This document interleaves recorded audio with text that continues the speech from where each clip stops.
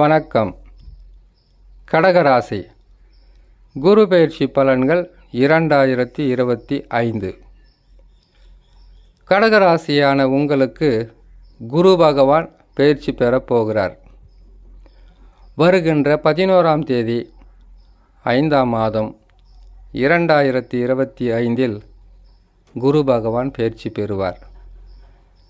இதுநாள் வரையில் 11ஆம் ராசி என்று சொல்லக்கூடிய உபஜயஸ்தானத்தில் குரு பகவான் இருந்தார்.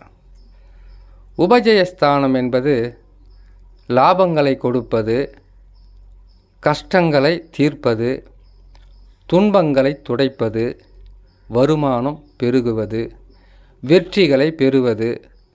சாதாரணமாக இருக்கக்கூடிய கடகராசிக்காரர்களை ஒரு படி உயர்த்தி பார்ப்பது 11ஆம் இடம். ஆனால் உங்களுக்கு பெருசாக வெற்றின்னு சொல்ல முடியாது. வெற்றி கிடைச்சது ஓரளவுக்கு தான், துன்பங்கள் குறைஞ்சது ஓரளவுக்கு தான், கஷ்டங்கள் தீர்ந்தது ஓரளவுக்கு தான். காரணம், குரு பகவான் 11ஆம் இடத்தில் இருக்கும்போது அஷ்டமத்தில் பல வகையான கஷ்டங்களை கொடுத்து வந்த சனி பகவான் இருந்தது தான் பாதகம். உங்களுக்கு ஆஹா ஓஹோ பொன்பொருள் சேர்ந்தாச்சு, சொத்து சேர்ந்துடுச்சு, அது கூட சொத்து சேர்ற மாதிரி இருந்திருக்கும். அதுவும் சில தடைகளில் போயிருக்கும். அந்த தடைகளை கொடுப்பது சனி பகவான். பொன்பொருள் சேர்ற மாதிரி இருந்திருக்கும், அது வந்தாலும் அது மேலே கொஞ்சம் கடை இருந்திருக்கும். காரணம் சனி பகவான். வேலையில் பெரிய வெற்றி பெறக்கூடிய ஒரு சந்தோஷத்தை கொடுத்துருப்பார். அது கொடுக்க வேண்டியது குரு பகவானாக இருந்தாலும் அதை தடுக்க வேண்டியது சனி பகவான். கொடுக்கிற கிரகம் கொடுக்கும்போது தடுக்கிற கிரகம் பக்கத்திலே இருக்கும்போது உங்களால் என்ன செய்ய முடியும்?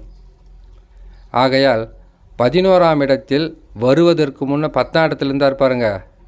அப்போ தான் வாழ்க்கை என்பது வாழலாமா வேணாவா என்று சொல்லக்கூடிய அளவுக்கு துன்பங்களை தந்து வந்தது அனைத்து கிரகமும்.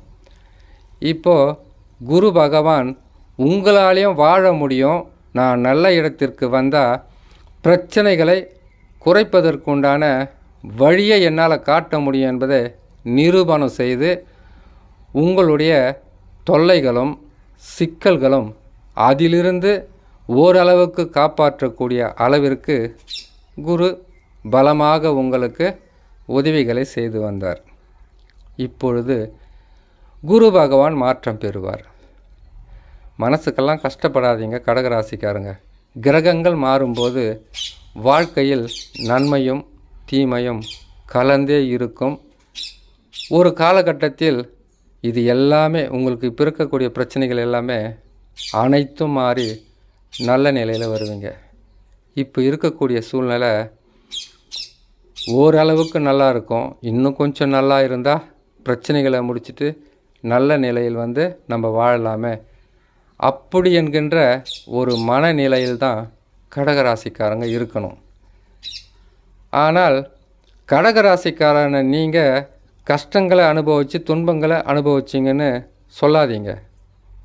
காரணம், இந்த கஷ்டமும் துன்பமும் பொருள் இழப்பும் நம்பிக்கை துரோகமும் உறவுகளால் ஏற்பட்ட சிக்கல்களும் நண்பர்களால் ஏற்பட்ட நம்பிக்கை துரோகங்களும் வேலையில் ஏற்பட்ட நஷ்டங்களும் இது அனைத்துமே உங்களுக்கு ஒரு பாடம்.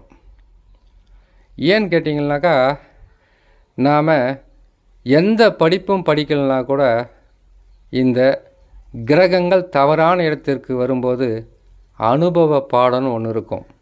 நம்ம அதை செய்தது தவறு, இதை தொட்டது தவறு, இந்த பாதையில் போனது மிகப்பெரிய தவறு, இந்த உறவுகளை நம்பினது தான் நாம் செய்த முதல் தவறு. இவங்க தான் நம்ம கூட இருப்பாங்கன்றதுக்காக நம்ம கையில் இருக்கிற காசு பணத்தையும் நம்ம கையில் இருக்கக்கூடிய பொருளையும் அவங்களுக்கு விரயம் செய்தது மிக மிக தவறு என்று ஒவ்வொரு நாளும் நீங்கள் உணர்ந்தீங்க இல்லையா? அதுதான் அனுபவ பாடம்.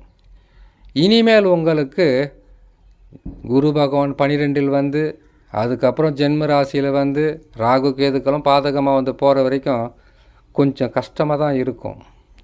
அதிகமாக கூட கஷ்டமாக இருக்கலாம். ஆனால் இதை கடந்து வரும்போது உங்கள் வாழ்க்கை என்பது சுடப்பட்ட சங்கு மாதிரியும் புடம் போட்ட தங்கம் மாதிரியும் உங்களுடைய வாழ்க்கை மாறிடும். இனிமேல் தவறு என்பதற்கு உங்கள்கிட்ட இடமும் இருக்காது. தப்பான வழியில் போகக்கூடாது, யாரையும் நம்பக்கூடாது. நம்பியதால் வந்த பிரச்சனை இது என்பதை முழுமையாக நீங்கள் உணர்ந்துடுவீங்க. இப்போவே உணர்ந்திருப்பீங்க.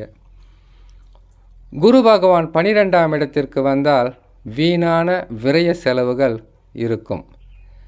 வீணான விரய செலவு, உங்ககிட்ட காசு பணம் இல்லையா, பிரச்சனைகள் அதிகரிக்கும். கொடுத்தவங்க கேட்கலாம், குடும்பத்தில் சிக்கல் வரலாம், துன்பங்கள் அதிகரிக்கலாம், உறவுகள் வந்து உங்களை உதாசனப்படுத்தலாம், அவமானப்படுத்தலாம், தலைகுனிவை ஏற்படுத்தலாம். இதையெல்லாம் செய்துக்கிட்டு வருவாங்க. கிரகங்கள் தவறான இடத்துல இருந்தால் கடகராசிக்கு மட்டுமல்ல, 12 ராசியில் எந்த ராசியாக இருந்தாலும் இந்த மாதிரி பாதகம் வரும், வராமல் இருக்காது. இதை நீங்கள் தாக்கு பிடிச்சு தான் மெல்ல மெல்ல முன்னேற்றம் அடையணும். கொஞ்சம் பொறுமையாக இருக்கணும். ஏன்னு கேட்டிங்கன்னாக்கா, கஷ்டத்தில் மாட்டிட்டீங்க, துன்பத்தில் இருக்கீங்க. உடனுக்குடனான இதுக்கு வழினாக்கா உங்களுடைய ஜாதகத்தில் தசா பலமாக இருக்கணும் அல்லது கிரகங்கள் மாறணும். இது 2 வழியை தவிர வேறு எந்த வழியும் இருக்காது.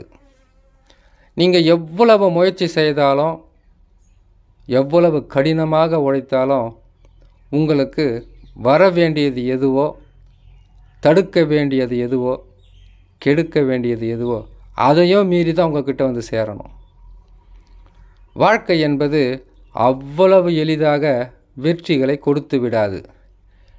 இதனால் வரைக்கும் அஷ்டம சனின்னா இன்னான்னு தெரியாமல் இருந்தவங்களுக்கு கூட அஷ்டம சனின்னு ஒன்று வந்தால் வாழ்க்கையில் இவ்வளவு தான் கஷ்டம்னு சொல்லவே முடியாது என்கின்ற அளவிற்கு பாதகத்தை தந்து வந்த இதே கிரகங்கள் உங்கள் வாழ்க்கையில் சாதிப்பதற்குண்டான இடங்களில் ராசிகளில் மாற்றம் பெற்று அமரும். அப்போது உங்களுடைய வாழ்க்கை என்பது மிகவும் சிறப்பாக இருக்கும். நீங்களும் உங்களுடைய வாழ்க்கையும் நல்ல நிலையில் போகும். குரு பகவான் அமருவது விரயத்தில் அமருவதால் விரயங்கள் அதிகரிக்கும். குடும்பத்தில் சந்தோஷங்கள் சில நேரங்களில் வந்து அதிகப்படியான மனக்கவலையை கொடுக்கும். தூக்கமில்லாத தன்மையாக இருக்கும். பிரச்சனைகள் மேல் பிரச்சனைகள் வரும். கொஞ்சம் பொறுமையாக இருந்து இறை நம்பிக்கை, குலதெய்வ வழிபாடு, இஷ்ட தெய்வ வழிபாடு, பொறுமையாக இருப்பது, நீங்கள் வந்து குரு தட்சிணாமூர்த்தியை வணங்குவது, நவகிரகத்தில் இருக்கக்கூடிய குரு பகவானை சுற்றி வந்து நீங்கள் மனமுருகி வேண்டி வருவது, இதை மட்டும் செய்து வாங்க. கிரகங்கள் வந்து உடனுக்குடனாக மாறாது. கிரகங்கள் அவர்களுக்கு இந்த ராசியில் இவ்வளோ காலம் இருக்கணும்னு கேட்டிங்களாக்கா, ஓராண்டு இருக்கணுமா, இருந்து அதற்கு பிறகு மாற்றம் பெற்று அதனால் வரக்கூடிய நற்பலன்களும் தீய பலன்களும் எல்லா ராசிக்காரர்களும் அனுபவிக்கக்கூடிய சூழ்நிலையாகவே இருக்கும்.